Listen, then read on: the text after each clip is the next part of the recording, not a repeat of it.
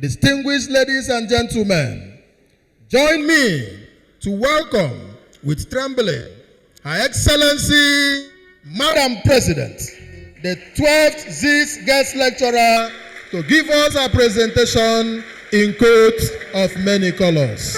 Thank you.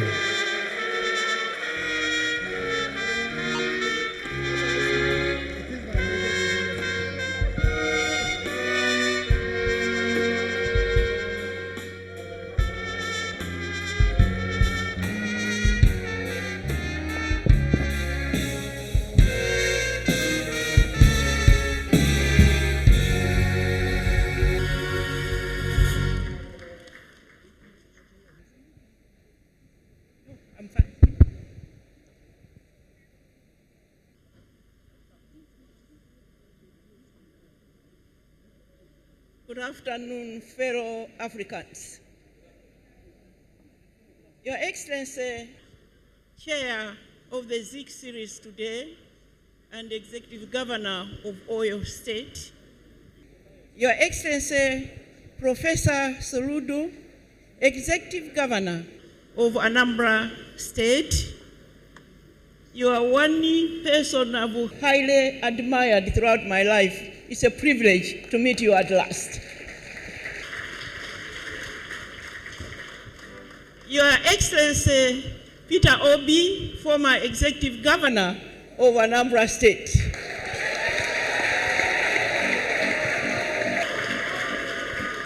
I don't even need to say, I've just gotten information that just my photo with him is trending in Malawi like crazy.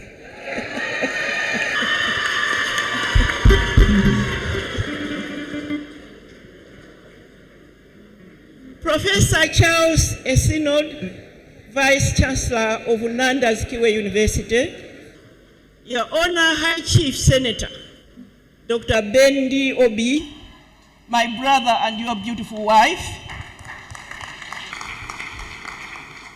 May I also recognize in a special way all distinguished political leaders and my special honor, Professor Uche Azikiwe, wife of our great Nandi Azikiwe. All distinguished ladies and gentlemen, students, and my favorite group of young people. Today, I'm here to deliver this lecture, but I have a confession to make. I say things as they are. So if anybody gets offended, I am sorry, but that's how I'm born.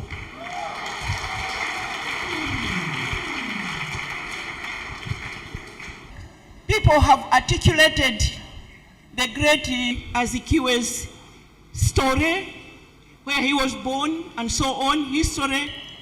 I will skip that and talk about this great man as Africa knows him and what I think he stands for.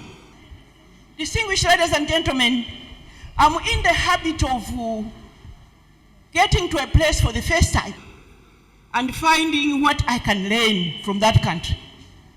During the elections of this country, I was privileged to be requested by America to lead the observer team of NDI and IRI. I don't know why, but they just felt this African woman will lead this observer team. While I was here, Arise Broadcasting Channel asked to interview me. And one thing I learned for the first time in Nigeria, the question that came from the anchor was, what about vote buying in Malawi? And I said, what is that? Because, distinguished ladies and gentlemen, I had never heard about vote buying in my life. Where I come from, the last elections of 2020, the sitting president used the TPEX to change figures.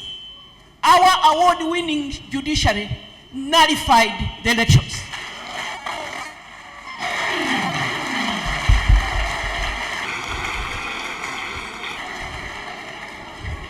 Distinguished ladies So when I went home, being interviewed how Nigeria was, I told them about this question, and Malawians were amused. We learn every day. Vote by. Today, now to my speech. I have decided that I will broaden my theme. We will touch a lot of issues, at the end of which I will ask questions that you will take home, because Africa needs answers to the issues that are affecting us. Nobody is going to come into Africa to do this for us. We must do it ourselves. And the Zik of Africa, the great Zik of Africa, led the way. Today, 16th of November, is not an ordinary day. Nandi Azikiwe would have been 119, as you've heard already. He died at the age of 91 in May 1996. We are here to honor the life of a gallant fighter for human rights and justice, a man that embodied humanity and servant leadership, a man who we are and have continued to celebrate, the great Azikiwe of Africa. We are also a few weeks away from October 1, the day that he became first president of the Federal Republic of Nigeria in 1963. A formidable journalist turned political activist and president, whose leadership acumen made the colonial powers try in vain to block his ascendancy to the presidency. I have therefore always wondered why, when we talk about our revolutionary leaders, our founding fathers, we will mention Nyerere, Kaunda, and we'll mention Mandela, and often leave out Azikiwe. Distinguished ladies and gentlemen, it is your duty as Nigerians to amplify this name. This is no small name. Azikiwe was a great man, just as great as Nyerere, as Kaunda, as everybody else. Nobody is going to do it for you but yourselves. I'll give you an example of what I did myself. Kamuzu Banda attended the first founding meeting of the Organization of African Unity. And in 2013, we were celebrating 50 years. And I got to the African Union headquarters, and they had put all the names on the wall of people they honor and recognize as our founding fathers. And Kamuzu Banda's name was not there. His picture was not up. And I told the organizers, I told the African Union, I'll go back to my hotel until that picture is up. We must do the same for Azikiwe. We must never allow his name to be omitted, because he's a great son of this continent. Distinguished ladies and gentlemen, these lecture series are a befitting celebration of an African giant who, through the power of his pen and paper here in Nigeria, Ghana, and across Africa, before independence, gave us a platform to identify ourselves as proud Africans, and consciously ignited the flames of colonial liberation across the many colonized countries of the African continent. And please follow me. I'm going to talk about women of Nigeria. And I want us to keep in mind that women of Nigeria, of Malawi, of South Africa stood up with their brothers to fight for self-rule. We're not just sitting home. I'm therefore honored to be here as we celebrate Nandi Azikiwe legacy. I'm also humbled that it pleased the convening committee to consider me to be the first woman leader on this lecture series.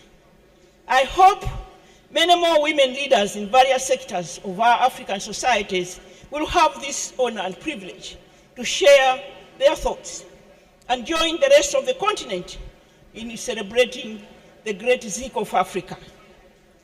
I am grateful to Senator Ben Ndiobi for traveling all the way to Malawi to come and request me to come here as guest speaker.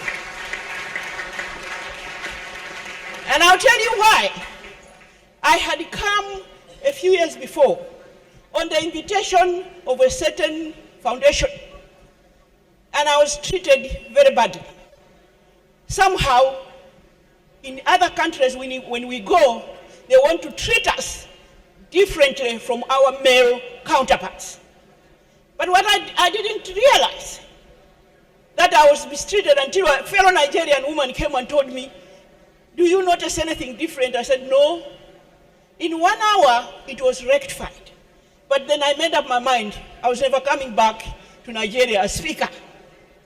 So when Chief Senator wrote to say he was coming to Malawi and told me what it was about, my husband said, "Oh, I thought you are never going to go to Nigeria again to speak." I said, "Yeah.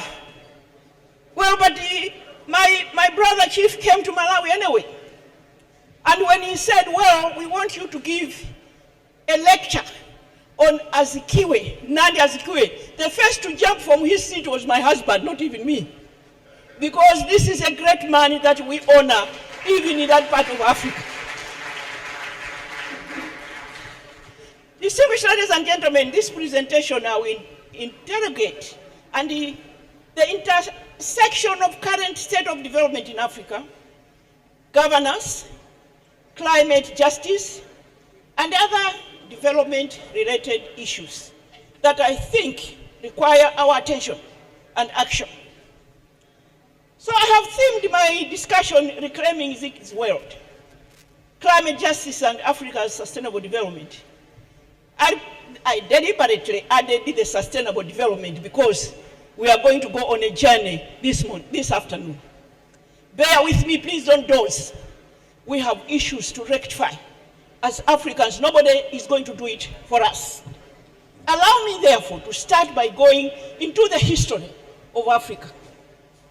We were colonized by something like 80 plus years as African countries. And for all those years, we produced raw materials for Europe and what I call the global north. And in the meantime, they emitted emissions and destroyed our climate. And as it turns out now, it is the global south that is paying the price. That is what we must bear in mind this afternoon. Colonization still has a bad taste in our mouths. Decades long after our hero, like Zeki, stood up and demanded what belonged and still belonged to us, which is freedom and our wealth. It has been argued in other quarters that time is past for us to keep blaming some of Africa's challenges and the state of affairs on colonization and that ended decades ago. There's a case to be made either way, distinguished ladies and gentlemen. Most African states are really independent from their colonizers. As to what extent that independence means remains debatable. We have seen some former colonial powers continue to control how we should lead our lives, and in the process cause economic and political instability. You have heard of the Pact for the Continuation of Colonization applied in some West African countries by the French government, through which they are bonded to colonial power, including control of their hard-earned reserves. In 1947, the pact, this 1947 pact has just been renewed 2 years ago to further enhance the colonial masters' hold and control of those countries. Can we therefore say the whole Africa is free? Distinguished ladies and gentlemen, this pact was designed to help France maintain control over its colonies. I therefore hold the view that unless we rise and fight together, as the governor said, stand united, we are not completely free. These are facts that one cannot wish away. Isn't it a fact as well that when colonizers left, starting with Ghana 1957, they left broken education systems, broken health systems, agricultural systems that were in tatters, that we had to start from scratch with zero resources. Distinguished ladies and gentlemen, therefore, colonization, industrial revolution, looting of African resources are interlinked, but have also led to climate change. I don't have to remind this audience that through colonization, Africa powered the industrial revolution and continues to power their economies, even now.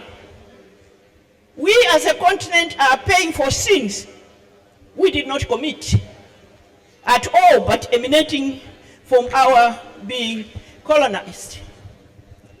Distinguished ladies and gentlemen, Africa's sustainable development, or lack of it, therefore, is directly linked to climate change. Africa continues to be at the receiving end of climate change effects, with countries in the global south greatly affected by severe drought, floods, destructive storms that are tearing down infrastructure and sweeping away crops, leading to economic and political instability in some countries. These are countries that are already struggling to recover from global economic shocks. Distinguished ladies and gentlemen, climate justice is therefore critical to holistically address challenges that most African states are encountering in their efforts to attain sustainable development. The global north, as the highest emitters of greenhouse gases, has a moral and financial obligation to help developing countries, and particularly Africa, mitigate global warming effects. By the way, because of the noise I've been making on this matter, in April of this year, I was appointed the Pan-African Climate Justice Champion to amplify our African voice on the loss and damage agenda. From here, I've been invited by the President of Angola to go and discuss peace in Africa. From there, I've been invited by President Ramaphosa to go and interact with our male counterparts. But from there, I'm going straight to Abu Dhabi. I want to sit there when we discuss climate justice. So climate change is no longer a theory or a future activity.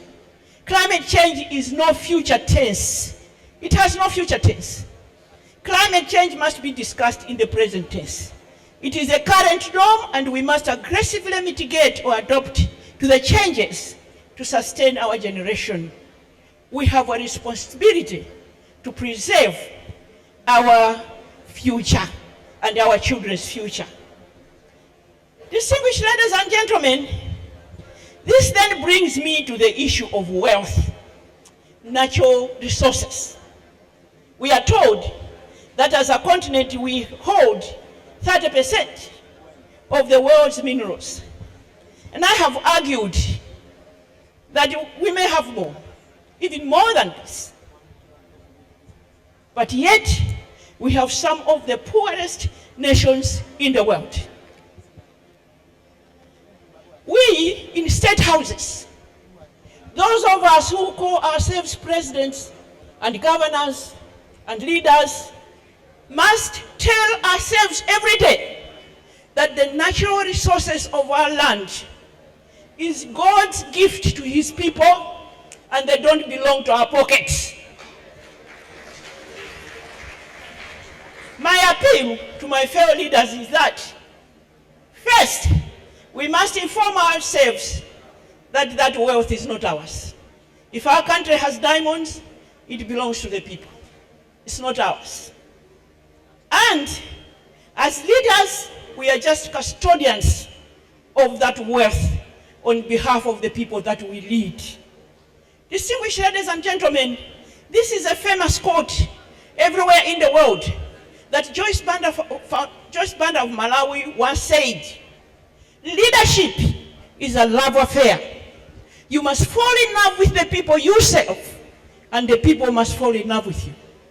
If that is inculcated in your mind, if it sinks, you will not touch a single diamond that belongs to the people. We also have timber, we have fertilizer, we have fertile agricultural land, and lots of thermal and solar power. We as a continent are therefore not poor. I have dreamt of a day when such resources shall be used to uplift people's lives, providing them with clean water, easy access to health facilities, and education for their children. I still have that dream, that we shall bring meaning to our political independence. I also look forward to the day when African leaders shall learn to protect this wealth on behalf of their people. Just like Botswana. I think I've seen a lady from Botswana here. In Botswana, when you get into that country, you don't even see a single diamond anywhere. It is highly protected. But you can hear every day that Botswana is one of the richest countries on the continent. They have the highest reserves. And I pay tribute to Botswana's founding father, Seretse Khama, who, when they discovered the diamonds, he made sure there are measures put in place that it shall not be easily accessible. And this sitting president now, I'm told he has said, no export of our raw diamonds, but also investors that want to come and invest in mining in our country, 50-50. You are not going to exploit Africa all the way from wherever. You are going to come and it is going to be 50-50 with the people of Botswana. So when somebody in Botswana gets land, he will go to the government to get a tractor.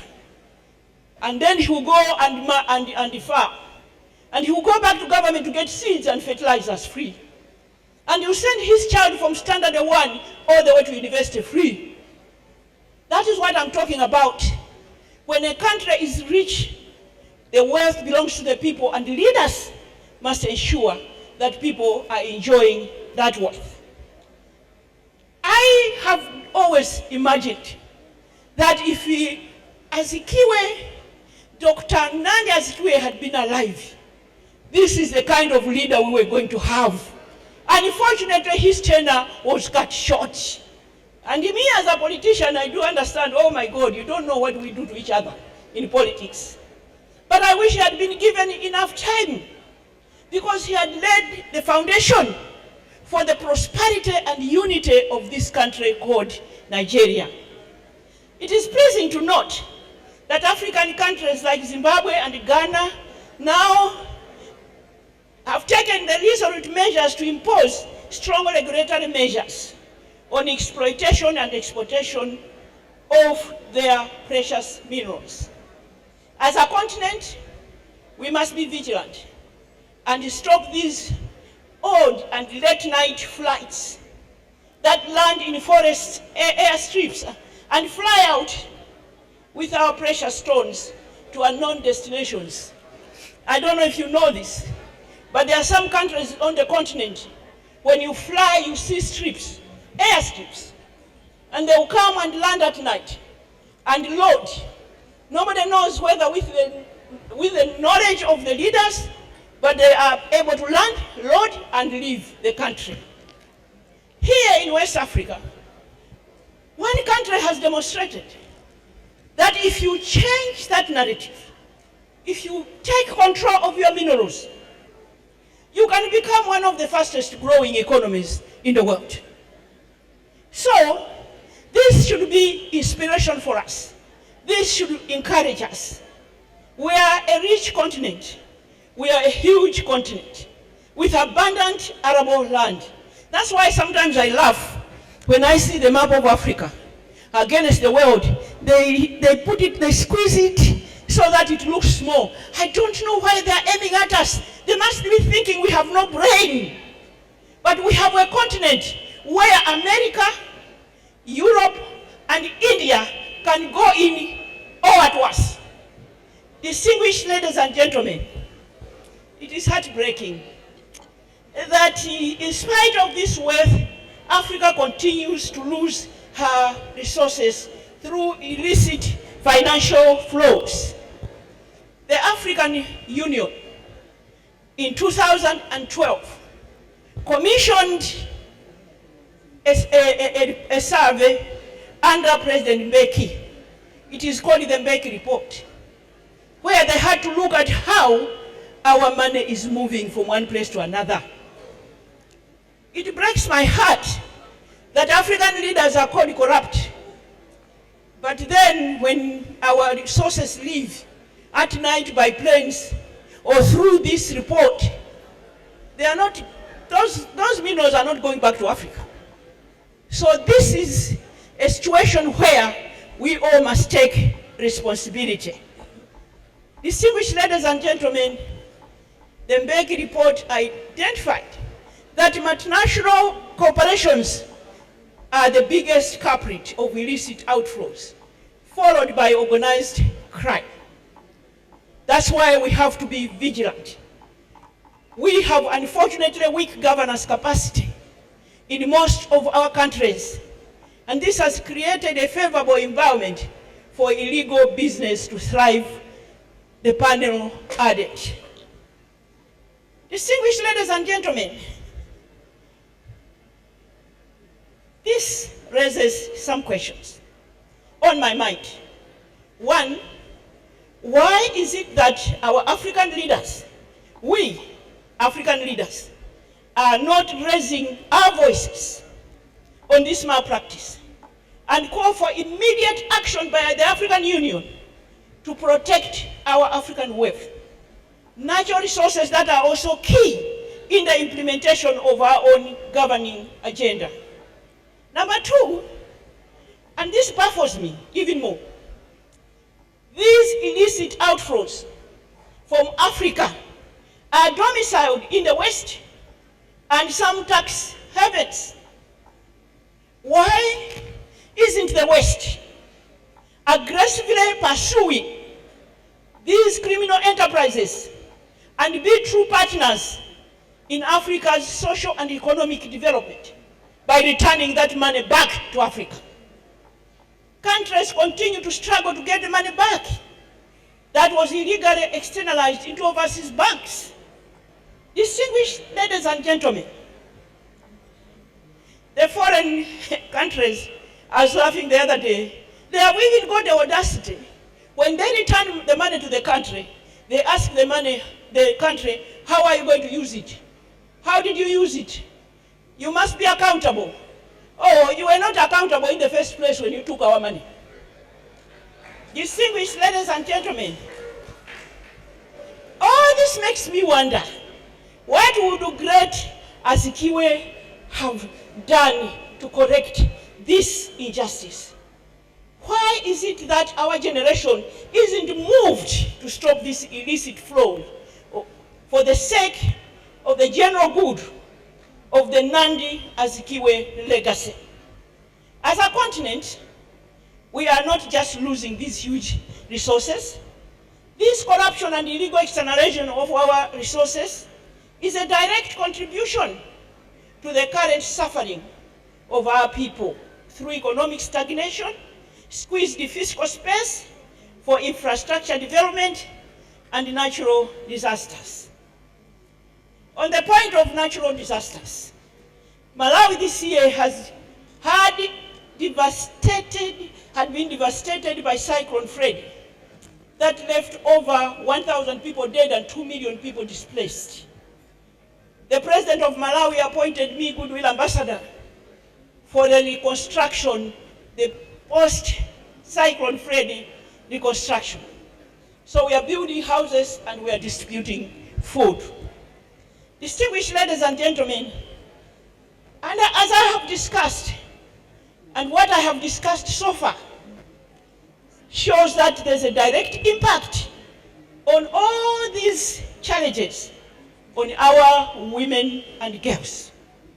Men as well, but they have told us that the face of poverty are women and girls. As we speak, and I don't know how this is acceptable, as we speak, 50 million girls are out of school in Africa alone.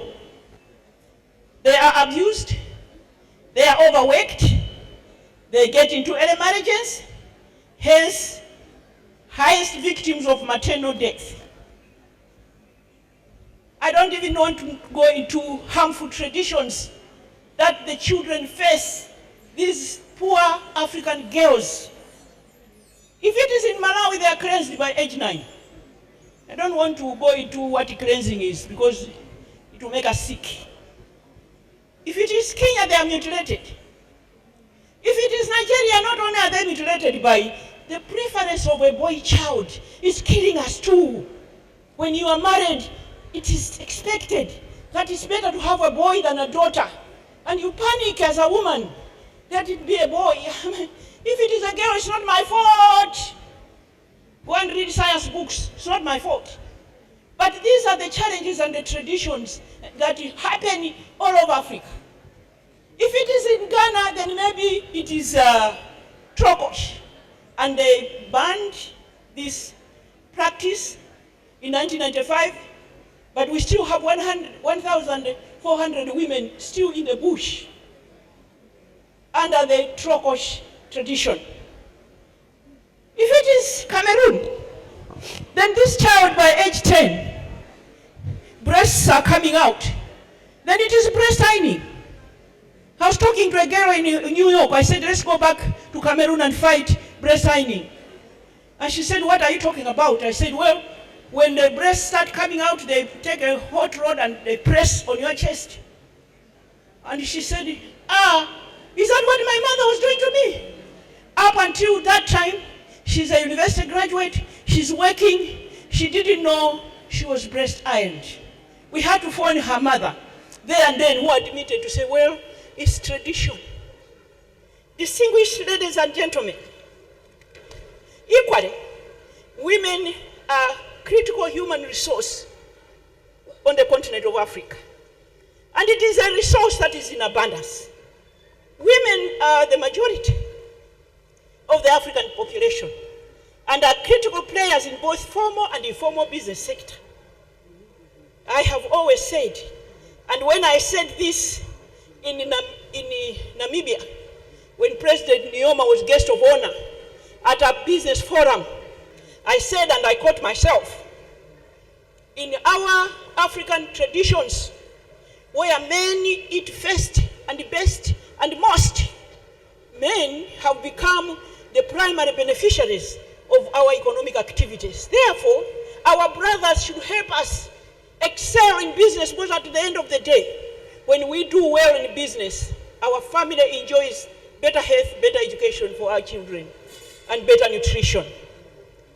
A McKinsey Global Institute report shows that women contribute 37% of global economic growth when they are economically empowered.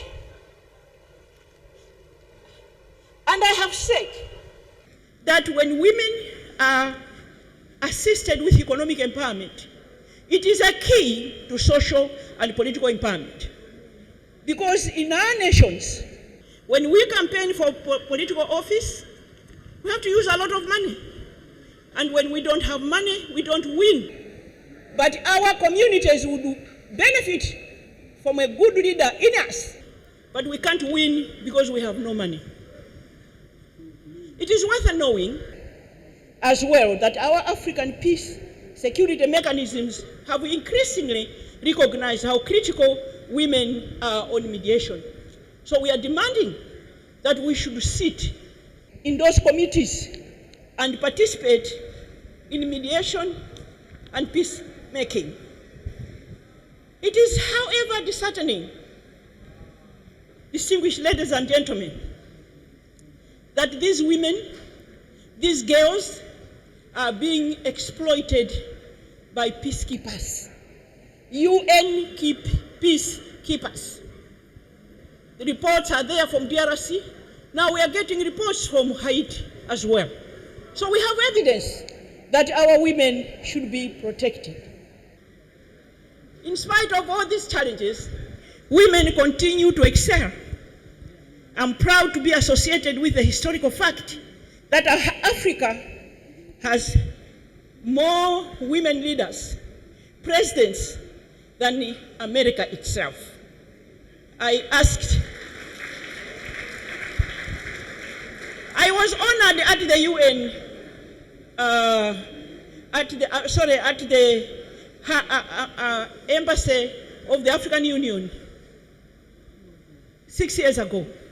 Me and Ellen Selif, and a Nigerian lady living in America stood to ask a question. And she said, "Ma'am, help me. I was born at home in Africa, in Nigeria, and I am resident here for most of my life. I go back and forth, and I ask my fellow women in Africa to say, let's rise, let's fight, let's raise our voices, let's demand that we should have equal representation." So I asked her, I said, "This country where you live, how many women are in parliament?" 18%. Have you yet achieved in 200 years equal pay for equal work? Not yet. How many vice presidents have you had? None. How many presidents that are women have been to your state house? Nobody. I said, then what makes this place better than Africa? You should be proud of your Africa, because Africa has produced 6 female presidents.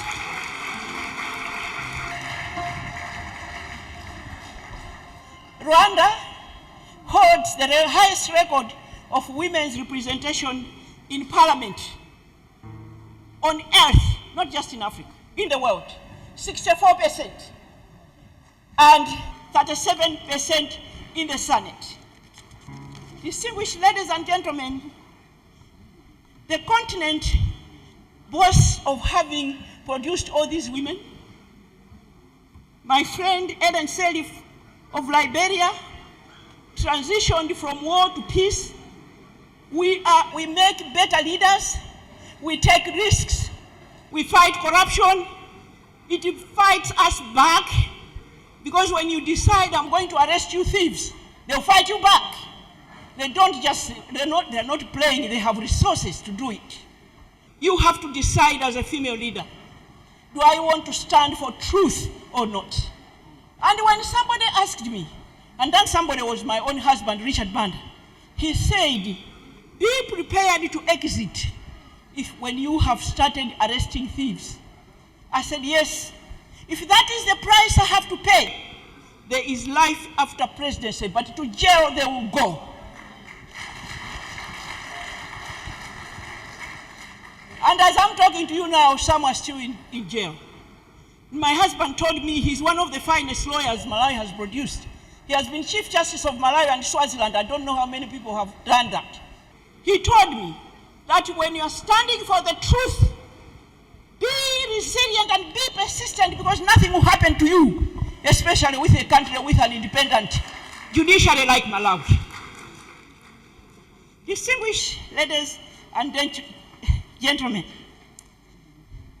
as I conclude, I wanted to ask a few questions, because then I have got this speech that will be given out, but I thought in the interest of time, I should just say the following. Meanwhile, the representation of women in Nigerian politics has been going down since 2011. This is a country of great women, great men, great achievers. You are leading in sport, in music, in everything. The African women from Nigeria are leading WTO, United Nations. In fact, I was saying in another speech somewhere, one day we shall have a prime minister in London from Nigeria. Can happen. So the question that bothers me is why is the same not happening in Parliament? These last elections I came and I watched my fellow women really cry, trying so hard. As it turned out, what they had sent me to come and discuss with President Buhari a year and a half ago was 6%. And President Buhari said, Madam Joyce Banda, we will take the bill to Parliament. And our distinguished president did just that. And the bill ended up in Parliament, and it was thrown out. So what do we do? As long as women are sitting out of that August House, who is looking at issues that affect women and children? I am so proud to be saying this here because I have my distinguished brothers here that can help us change that narrative. I have been asked, are you a feminist? And I've said yes, but I'm an African feminist. I don't fight men. I'm never rude to them. I don't confront. I engage them because our brothers.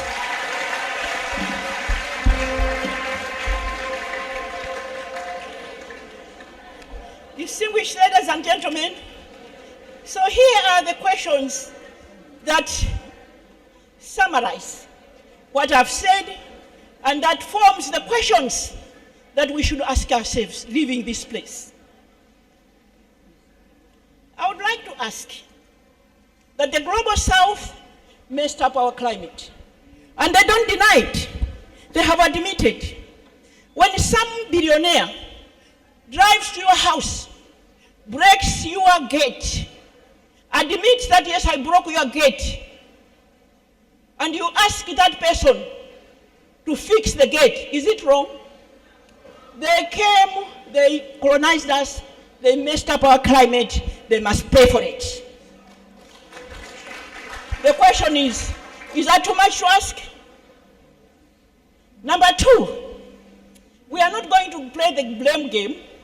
They must just come forward, and we have tried it in Malawi, engaging them nicely, naming and shaming, and they come. And we are implementing projects at grassroots. Number two, girls. Is it okay, distinguished ladies and gentlemen, that 50 million girls are not in school? When you go to Lagos in the city, you drive around, they are carrying mangoes and papayas and what selling in town. Their brothers are in school. Where is the mother? Why are our children not in school? Distinguished ladies and gentlemen, all those traditional harmful practices, it is us, women, when we stand together, that can eliminate them. As for women, we are not asking for anything new. African women have been leaders on this continent, even before colonization. Sometimes when you research, they say the reason why we slowed is because those who colonized us didn't know what to do with us, because in their structures they had no women. But we were already leaders. So all we are saying, we are back. Can you please space be created at the table for us to participate? Distinguished ladies and gentlemen, can I ask my brothers and sisters, particularly my brothers, to take note? Next time I come, I'll ask my governor, how many women have you taken on board? It's just a simple, innocent question. He will not even be angry with me, because he's my brother. The most painful issue with me today is about the youth. I have helplessly sat and watched our young people run from one country to another looking for opportunities. Because where they come from, there are no opportunities. So they end up in South Africa, and South Africans end up in Morocco, and Malawians end up in South Africa, and they're subjected to xenophobic instances. They are killed, they are beaten. They are even dying swimming to Europe on the Mediterranean Sea. So this is a call on my fellow leaders to say we are obliged to create opportunities for our young people. They have been raising their voices for a long time. We are not listening. And if we are not listening, you know what will happen? While we are comfortably sitting in the State House, another leader will emerge for the marketplace. We shall not even know what beat us, because they are not playing. Distinguished ladies and gentlemen, leaders, we have agreed the wealth in our countries is not ours. So if it is Nigeria, Botswana, Malawi, now it has the largest deposits of rutile.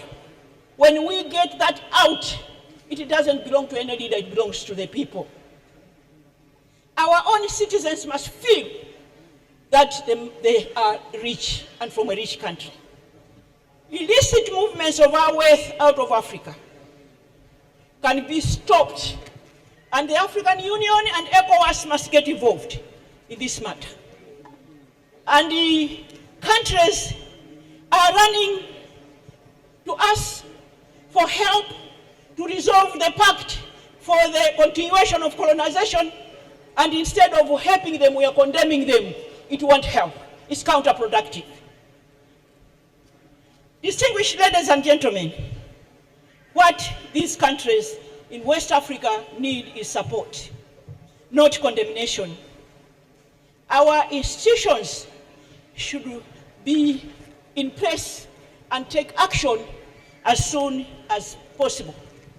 Now, President Tshisekedi of DRC has announced that I don't want peacekeepers in my country. So all of us were surprised. But there are so many that are saying the same. As it turns out, on the 4th of November, a drone was caught in the bush. A UN drone with its logo full of gold and guns.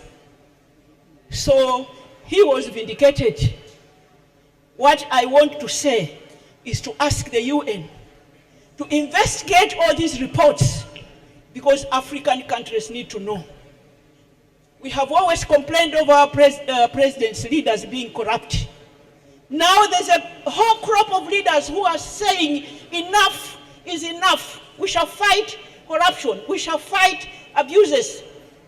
The best African Union and ECOWAS and the SADC can do is to listen and do something about the situation. I would like to end by saying, may the spirit of Dr. Nandi Azikiwe, may his vision continue to propel us to make Nigeria and Africa a great place for our children. Thank you. May God bless you.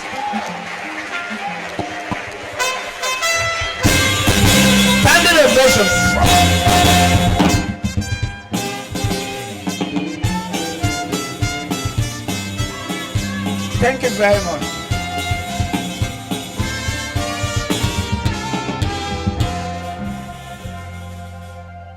Thank you, ma'am. Charles Abdubike, come on around this. Where is he?